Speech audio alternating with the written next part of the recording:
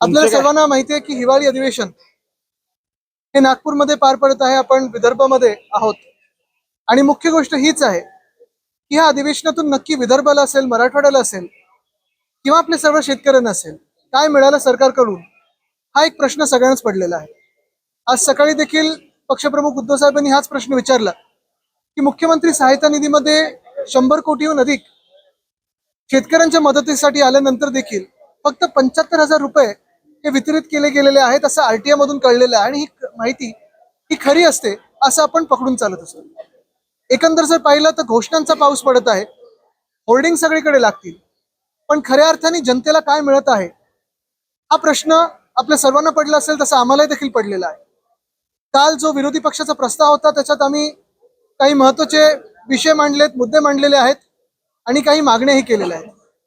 प्रामुख्याने जे मुंबईमध्ये SRA योजना आहे, स्लम रिहॅबिलिटेशन योजना जी आहे, त्याच्यात आम्ही मागणी केलेली आहे की 305 वरनं जवळपास 500 स्क्वेअर फुटापर्यंत ही जी घरं आहेत ती असायला पाहिजेत. तसंच ग्राउंड+1 हे रेग्युलराइज झालं पाहिजे.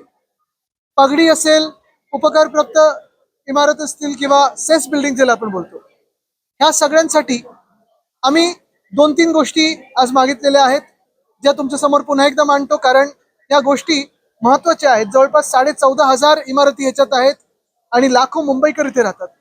पहिली गोष्ट म्हणजे जो कॉम्पिटंट अथॉरिटी, सक्षम प्राधिकरण, हा जो विषय आहे तो विषय तातडीने कोर्टात असेल किंवा इतर मार्गाने असेल या सरकारने सोडवणं गरजेचं आहे, जेणेकरून ज्या ज्या बिल्डिंगना NOC मिळाली आहे पुनर्विकासासाठी आणि आता अडलेल्या आहेत स्थगितीमुळे, तो मार्ग पुन्हा एकदा सुरू होईल, मोकळा होईल.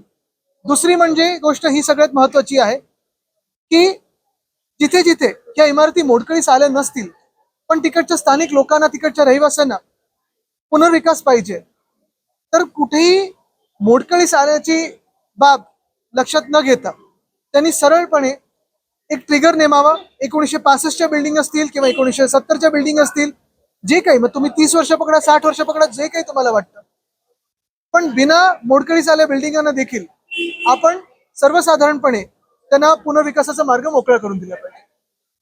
तिसरी गोष्ट म्हणजे पोलीस हाऊसिंग, हा फार महत्वाचा विषय. आज मी ऐकलं की आता मुख्यमंत्र्यांनी समिती गठीत केलेली आहे, पण कुठेही आपण फसलो गेलो नाही पाहिजे, कारण मागच्या सरकारमध्ये देखील अशीच समिती गठीत झाली होती आणि 8 दिवसात निर्णय देतील निवडणुकापूर्वी असं सांगितलं होतं, पण सगळीकडे फसवलं जात आहे.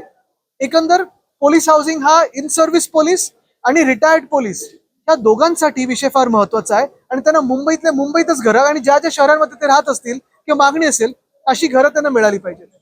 BDD चाळींबद्दल विषय तर आम्ही मांडलेलाच आहे, कारण BDD चाळी जिथे आपण पाहतोय लॉटरीमध्ये कोणीतरी तर राजकारण करू पाहत आहे, ते राजकारण तिथे थांबलं पाहिजे.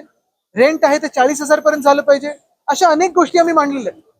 पण त्याच पलीकडे जर आपण पाहिलं तर काल नगर विकास खात्याच्या मंत्र्यांनी ज्या घोषणा केल्या, घोषणांचा पाऊस पडलेला आहे, त्या घोषणांमध्ये OC बिल्डिंग्स म्हणजे ज्या OC प्राप्त बिल्डिंग्स नाही आहेत त्यांच्याबद्दल एक महत्वाची घोषणा केली की आता आम्ही जे काही जास्तीचे कर लागतात वगैरे ते सगळे माफ करू. ठीक आहे, हा जनतेला फायदा कदाचित होऊ शकतो, पण दुसरी बाजू ह्याच्यातून ही, आम्ही विरोध नाही करत स्कीमला, पण जो बिल्डरांना तुम्ही पेनल्टी लावणार होता, दंडात्मक कारवाई होणार होती, नगर विकास खात्याच्या मंत्र्यांनी सांगावी की तिथे सेटिंग होऊन बिल्डरांना तुम्ही माफ करताय की जनतेला खरोखर माफ करताय. बिल्डरांवरचा जो दंड आहे तो माफ करताय का, हा देखील प्रश्न, याचं उत्तर त्यांनी देणं गरजेचं आहे.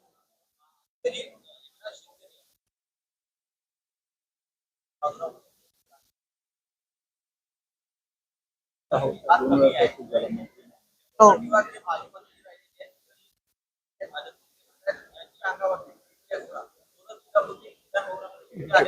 बरोबर. बघा परिस्थिती हीच आहे की एका बाजूला जंगल कापतात, दुसऱ्या बाजूला बिबट्या जेव्हा शहरात येतो तेव्हा आमच्या सगळ्या आमदारांचे थोडे विषय ज्वलंत होतात इथे, कारण भाजप सरकार जंगल कापतं म्हणजे बिबट्यांची घरं कापते आणि बिबटे आपल्या घरात आल्यानंतर आपण अर्थात बोलायला गरजेचं असतं, पण वरचा हाऊस 2 वेळा तहकूब झालं कारण मंत्रीच नाही.